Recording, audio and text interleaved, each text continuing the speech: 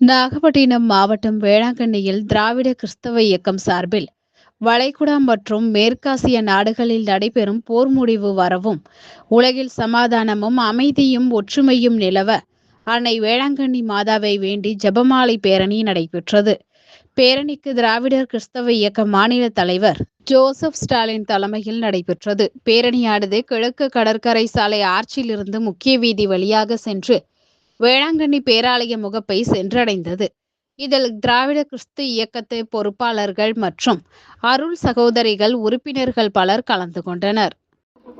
ஆட்சி அமைப்பது பற்றி கவலைப்பட்டுக் கொண்டிருக்கின்ற இந்த நேரத்தில் உலகத்தை பற்றியும் மக்களின் எதிர்காலம் குறித்தும் கவலைப்படுவதற்கு திராவிட கிறிஸ்துவ இயக்கம் ஒன்றுதான் இருக்கிறது என்பதை நிரூபிக்கும் வகையிலே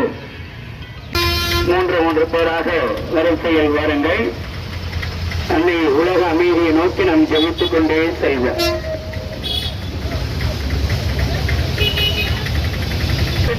எல்லாம் அந்த தந்தையாக கடமையும் வலப்பக்கத்தில் வாழ்வோருக்கும் இறந்தோருக்கும் தீர்ப்பு வழங்க வருவார். தூய ஆவியாரை நம்புகின்றேன். தூய கத்தோலிக்க திருவை நம்புகின்றேன். புனிதர்களின் ஒன்றிப்பை நம்புகின்றேன். பாவ மன்னிப்பை நம்புகின்றேன். உடலின் உணர்வை நம்புகின்றேன். நிலை வாழ்வை நம்புகின்றேன். ஆனால் உலகிலுடைய தந்தையை ஆட்சி வருக. திருமணம் உலகில் நிறைவேறுவது போல மண்ணிலும் நிறைவேறுக.